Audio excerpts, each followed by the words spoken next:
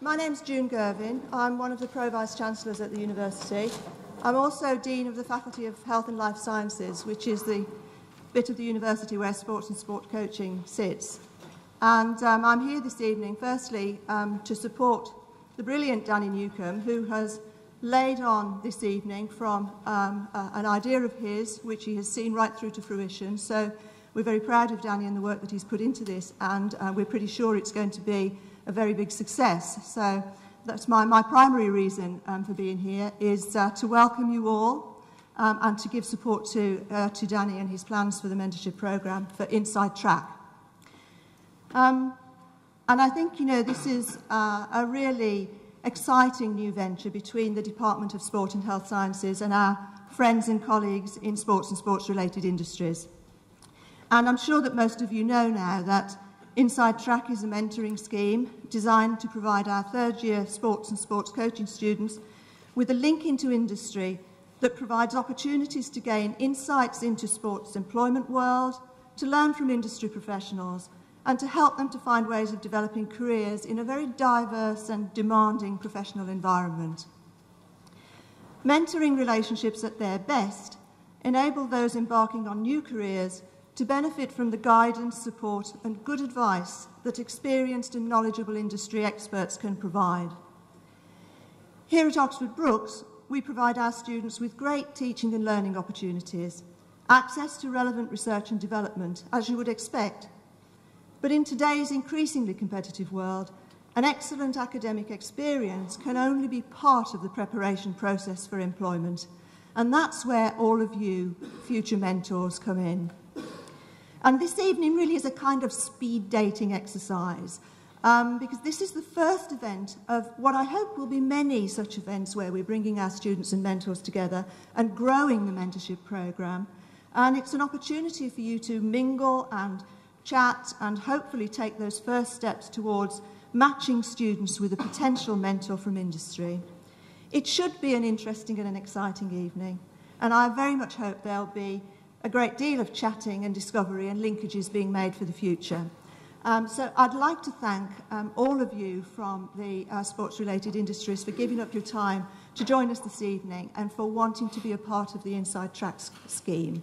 You know, without you, it would be nothing, and giving up your time and expertise to help students is something that we appreciate very much. And now I've got the very great pleasure of introducing our speaker for this evening, Sarah Winkless. Many of you will already know that Sarah is an Olympic bronze medalist and double world champion rower, having represented Great Britain at 3 Olympic Games and 7 World Championships. When she stepped back from competitive rowing, she was appointed as chair of the British Olympic Association's Athletes Commission in 2010. In 2012, she combined multiple roles in the build-up to and during the London Games. Chair of the aforementioned commission, Low-Cog Athlete Commission member, rowing commentator, and lead for the BOA Ambition programme. She's well versed in understanding how many individuals from different backgrounds can come together to create a perfect platform for achievement, and as such is a great inspiration for Inside Track, as we also seek out opportunities through all of you individuals that can contribute to our students being able to perform and excel, not only in their studies, but in their preparation for employment. Thank you, and welcome, Sarah. Thank you, Jean.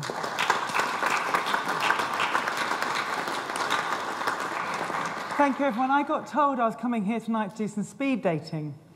Little did I know I was going to end up talking to you guys. I am going to go up the step because I want to make sure that everyone can kind of see me a little bit, because I like to understand when I'm talking to audiences who's listening and who's asleep. So I like the fact they sat there, but they will be noted. For me, it's a real privilege to come here and talk to you today. When I was at university, well, in fact, my first few years, when the first year, I knew 2 things. I knew I absolutely loved sport, and I knew I absolutely wasn't going to be a rower. I went to Cambridge University, and I managed to get blues in my first year in netball. I'm 6'3", that wasn't that hard. I had pointy elbows. And athletics. I was hoping to go to the Commonwealth Games that year to throw the discus, so equally that came quite easily. Juggling that with my studies, I was doing natural science, was a bit of a bigger challenge. And I truly believe that it set me up for being able to do 5 roles at the Olympic Games. I'm very, very pleased. We only had 72 days from the start of the opening ceremony of the Olympic Games to the end of the closing ceremony of the Paralympic Games, because frankly, I needed some sleep at the end of it. But I think some of the skills you're picking up right now in juggling your sport, doing your work, and actually now coming here and stepping up to be part of this programme will absolutely stand you in good stead for whatever you choose to do in the future. What went wrong for me, because I was quite clear in my first year of university, I was going to go into the city, make lots of money. I was going to get a few blues at Cambridge and pass my natural science degree. Sport was something that I absolutely adored, but it wasn't a career for me. I mean, can anyone name a discus thrower? Even from last year's Olympics? Point made. So my Olympic Games at the time were the Commonwealth Games. There was a Commonwealth Games that year, and I had to throw 52 metres to go. With all the juggling I was doing and playing the netball and my studies, I managed to throw 55 metres. I was delighted. I thought I'd done enough to impress the selectors. Until I got an international, and it was on the same day as one of my exams at the end of the first year. I thought, well, come on, I'm excelling in 2 things. Surely this university can help me here. So I went and had a chat to my tutor, and perhaps I shouldn't have put that essay in late the week before, because he was already looking a little bit cross when he saw me. And when I came up with this proposition that I would do my physiology exam a little bit early, fly out to go and do this international and come back to do my next exam, he kind of looked at me as if I had 2 heads. It wasn't what they did in those days. You were there to get an academic education, and anything else you choose to do, you had to fit around that, and exams did not move. He also said that I could phone my friends and tell them the results of the exams. And I was like, well, you mark on a bell curve, so if I tell them the results, I'm going to do worse, so why? Why would I do that? But they were immovable, and I thought I still might have done enough to go to those Commonwealth Games. And I was quite hopeful. In those days, you got selected by getting an envelope through the post. It came by post. And I hoped that that envelope would come for me. It didn't arrive in my university pigeonhole. We didn't have mobile phones. But I did phone my mum from a call box to see if it arrived at home. No such envelope. And then I saw in the papers the next day they had announced the team for England. And I was in the papers. I was in the paper as a non-travelling reserve. What they'd decided to do was double up the hammer thrower, Lorraine Shaw, who had been at that international and showed commitment to the team, and they would leave me at home. And the only way I'd go to those Commonwealth Games in Canada was if, I don't know, someone fell over and somehow they could press a button and transport me out there. Non-travelling reserves mean you don't get the kit. You don't get to represent your country. And I truly believe that was the best thing I could ever do in sport, because I was going to go to the city and be a banker and make lots of money. I was gutted. I couldn't believe I'd made these decisions to go for my future, for my academic career, at the cost of my dream. But I was really fortunate, because people around me had been watching me, and they really believed in me. And the captain of boats had been really waiting for a moment of weakness. He truly believed that despite the fact I was a short twitch athlete and I was an explosive discus thrower, that my physiology wasn't actually like that. My father was a rower, my stepdad, okay, not genetically, but was a rower, and I was always able to keep going on the basketball court and the netball court longer than you'd expect a sprint athlete to do, and they had been watching.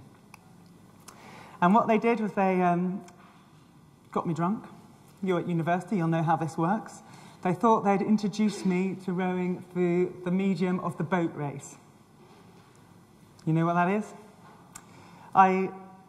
discovered, when I'd actually been rehearsing it a little bit, a God-given talent. I could down a pint in 2.7 seconds. Yeah, not a good idea. And I did several. I was really disappointed, I was angry, and actually I just wanted to kick back and forget it all. The next morning, the captain of boats literally came bouncing up to me. How anyone could come bouncing up to anyone after a night like that, I've no idea.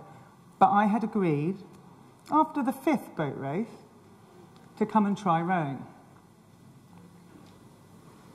I looked at him. No way. I knew 2 things. Loved my sport, was not going to be a rower. No. I had decided to try the rowing because I was going to be a stronger discus thrower next year by balancing out my body. And the way I was going to balance out my body, I was a left-handed discus thrower, was to row with the blade out on the left. You see, I can see some biomechanics liking this. The blade was going to be out on the left. I was going to hold it with my right hand, pull further with my right than my left. It was going to make me stronger, better athlete. Only I could have come up with that logic. I was doing physics as well as physiology. So I looked at the captain of boats and I kind of gave up. I'll just go and have a go.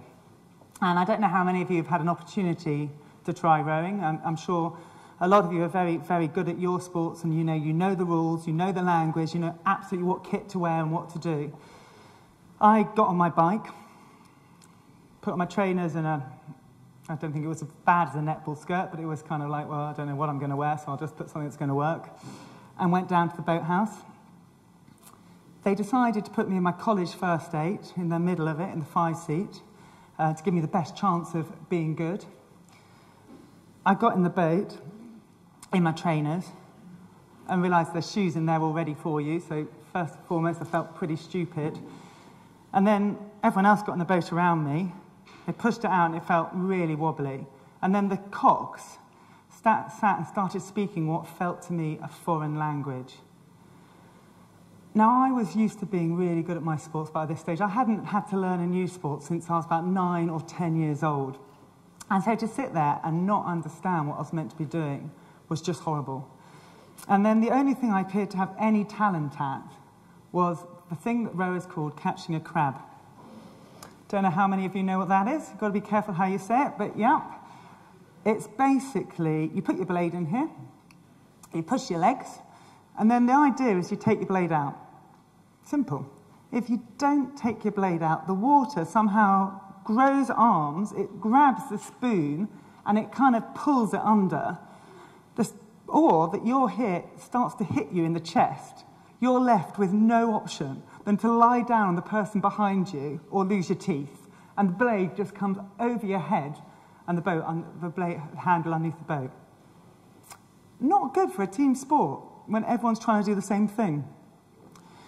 So after this disaster, 40 minutes, I came in and I just looked at the captain of boats and I went, I don't think my plan's going to work. If I can't row, I can't strengthen my right arm.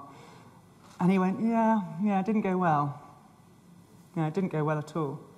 But let's just try one more thing. Let's just try you on the rowing machine. So now I'm furious, pretty much with him. And so I get on this rowing machine and I just pretend I'm stamping on his head for the distance he gives me to row. I know, it's bad, isn't it? Anger and sport. But it's true, I was angry with the Commonwealth selectors, I was angry with my examiners, I was angry with myself, and I just pushed this rowing machine and tried to break it, basically. What I hadn't realised is a crowd had kind of gathered behind me as I was doing it, and as I finished, I looked at him and I was like, fine, I've done it, just leave me alone now. He went, I was like, what? You just beat every bloke in our college, who can do that, and you just beat every woman in the university. And that score would get you pretty near the national squad. I really didn't want to be a rower. I'd just proven I couldn't row. Yet he'd fanned a flame in me. And I kept going back down to the boathouse. And physiology, they were right, on the rowing machine was pretty good. It turned out I had steel springs instead of legs. We kind of knew that from the discus throwing, but we didn't know I had lungs that were kind of the size of a horse. and I had a physiology that could just keep going when I trained it. The rowing technique, that happened a bit more slowly. But once again, people believed in me, and within 15 months, I was sitting against Oxford on the start of the boat race. I had never been so scared. When I'd got my blues in netball, and in fact I'd got one by basketball and athletics, I could be the star. I could be the one that could win the race for either my team and show off. And, you know, I'd trained at this since I was 9 or 10. Suddenly I was still sitting there in the middle of this boat, terrified I'd let my team down. Terrified that I'd be the one to catch a crab, and in front of everyone who was going to support me, Oxford would disappear. And what didn't help was Oxford had beaten us by 12.5 seconds over 4.25 miles just 2 weeks earlier. It was the most scary thing I've ever done. And for those of you who've had PE teachers who were influential in your lives, my PE teacher's words came to me. She was like, Sarah, when you're nervous, just breathe. And actually just think about breathing out, because breathing in, that's the bit that keeps you alive. So that will happen anyway. And I sat there and we came forward. I looked the girls back in front of me, and I thought, if I can do 3 strokes, I might get us through here, because the first 3 strokes are the hardest. And they went really quite well, and we were furious, and we were moving well, and within a minute, we were a length up on Oxford. And the brilliant thing about rowing is if you're beating a crew, you can see them. You can just see their backs and their puddles, and they're disappearing. And it felt great. And then within 3 minutes, we're still up there, and the cocks, whose language I now understand, is like, Sarah, this is brilliant, show me your strength. And I was so inspired that I put the biggest 10 strokes I've ever put in. And after that I thought, oh my God, I've got halfway, I've still got to go. I still felt like a discus thrower. But somehow I held on, and the technique held, and we beat Oxford by 3/4 of the length. And crossing that line, and the race is at Henley, and you're on the wrong side of the island, so there's no crowds, there's just the 2 boats, one cheering and one silent. And we were the one cheering. And whilst I'd already competed for my country as a discus thrower, I'd been the show-off who won the English schools with a netball player. I'd never felt as good as I did winning in this way with the team. And no one had noticed what I'd done, because I'd done the same as the other 8 and listened to the 9th. And I was absolutely hooked. And forward-wind 3 years for where you guys are now. I took on the mantle of president of the boat club and made it our mission not just to win the women's boat race, but the women's blondie and our lightweights, and make sure as a squad we could move forward. And come Henley boat races, we did that. And I felt suddenly so powerful at the top of my tower. And people were beginning to talk about that I could be a rower. Lottery funding had just come on. I was so lucky about when the government made that decision. John Major set it up for the sports people of our country to be funded if you were good enough. And as I stepped away from university, I wasn't going for milk rounds, and I probably wasn't as wise as you guys listening to your mentors. I took the lonely road of seeing if I could make it in the national squad. And this was a time where the women had won no Olympic medals. We were lucky if we picked up 1 medal at a World Championships or a World Cup. And I arrived at Longridge Scout Hut, which was still is in Marlow, and it was where our training base was. And we nicknamed it quite quickly Mudridge, because it was just mud everywhere. And the water there was 5 kilometres of water, and our coach used to follow us in a launch and make us race each other. At this time, it's 1998, Sir Steve Redgrave, just 11 minutes away on a cart, had won his 4th gold medal. You had men who were training from Leander who were churning out gold medals time and time again. The women's squad weren't doing that. In 1997, we'd actually had a fantastic World Championships. We'd got some medals, and I was coming into a medal-winning group. But there was no real confidence that we understood why or how we won those medals. It was just, you won them last year, now you're going to train hard, we're going to bring in some bigger athletes, and we're going to be better. In 1998, we went to the World Championships and won no medals. In 1999, we qualified for the Olympic Games and won 1 medal. And then coming to the first Olympics, still Steve Redgrave's going for his 5th Olympic gold medal. We're still training 11 minutes away from him in at the National Sports Centre at different times from the men's squad, and we're not talking. Somehow, out of a group of really talented 24 women, we picked up a silver medal at those games, an extraordinary, extraordinary journey. Steve got his 5th gold medal, and we were delighted. The men's 8 got gold. The men's pair just missed out on a medal. We still weren't talking. So why am I picking that up? Because actually, fast forward to London, and suddenly we're seeing the women win 3 gold medals. We're seeing the men still winning gold medals. And we're seeing a whole group where lightweights can win, heavyweights can win, and actually, even bigger, Team GB have gone from 1996, where we just got 1 gold medal, to 2012, where we're getting 29 of things, 65 medals, 114 medalists. So what is the difference? I think for the rowing team, if I take it down to that, the first thing was starting to share the knowledge. Caversham was built, Eton was built, and finally we were training alongside the men, the guys who were winning week in, week out and knew how to do it. Their support staff were beginning to talk and understand how to make a difference, how to work together. And from that 1 gold medal, 1 silver medal, in Sydney, every woman athlete in the rowing team won a medal in Athens. It was no mistake. We were suddenly training with men. We were starting to believe in ourselves. We were realizing we were doing the right things every day. Step forward again, going to Beijing, and we're starting to get world championships every single time. The support staff are beginning to compete. They're beginning to really understand how to make the best out of the athletes. But as athletes, we made a step. Going into Athens, we were very, very good at getting ourselves right. It was quite a selfish space in a team sport. And there has to be an element of that. You have to get yourself right. But going from Athens to Beijing, we realized if we were going to be the best in the world, we'd have to take a risk.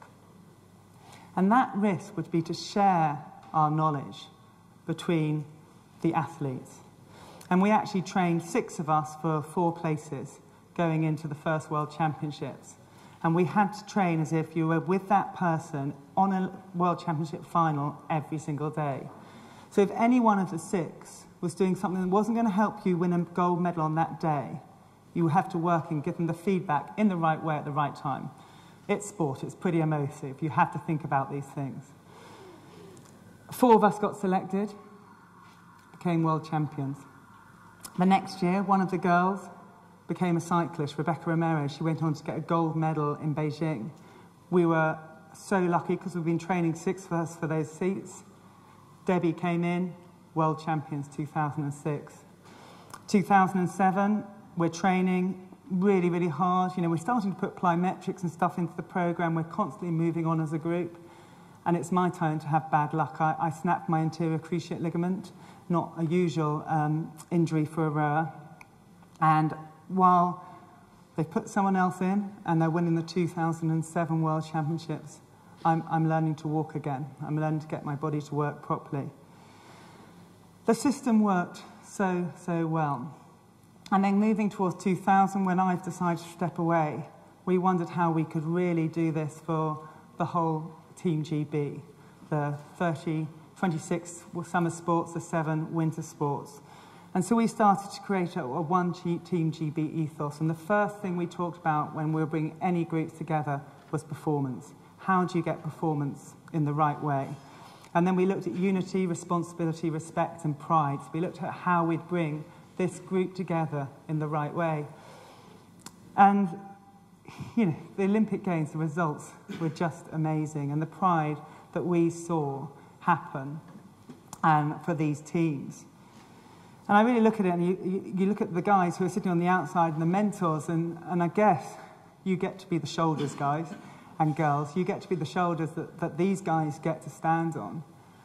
And I wouldn't have got the results I did, and when I turned up to Longridge, Mudridge, on those first years, if there hadn't been a fantastic group of women who were working really hard, trying to learn from each other, But actually, if you kind of look left and right on the students, you can learn a lot from each other. But you look across the table, and actually both ways, you guys have a real opportunity.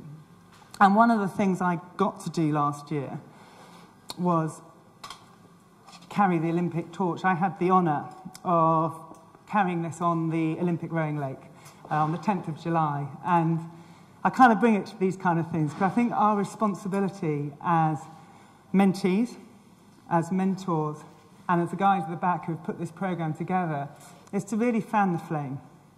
They lit the torch in Sochi yesterday, and I think they're going to take it up to space, which worries me slightly, because it did go out when they went running with it yesterday, and up in space there's no oxygen, so someone help me with that. But there's a real responsibility, and you're going to be doing some speed dating later. I think I managed to convince Danny I wanted a slot in it, so I think I'm going to be there. But it's going to feel a bit awkward for some of you. It's going to be a bit difficult, but take the opportunity, get out your comfort zone and grab every bit of knowledge you can get today. And as a whole group, you are the shoulders that this programme will stand on. So the standard you set, starting here today, and it's brilliant to see so many of you, will set the tone of this for you this year, but for next year also. So go for it. I wish you luck. Thank you very much for having me. And ask me any questions when I'm speed dating me. Thank you.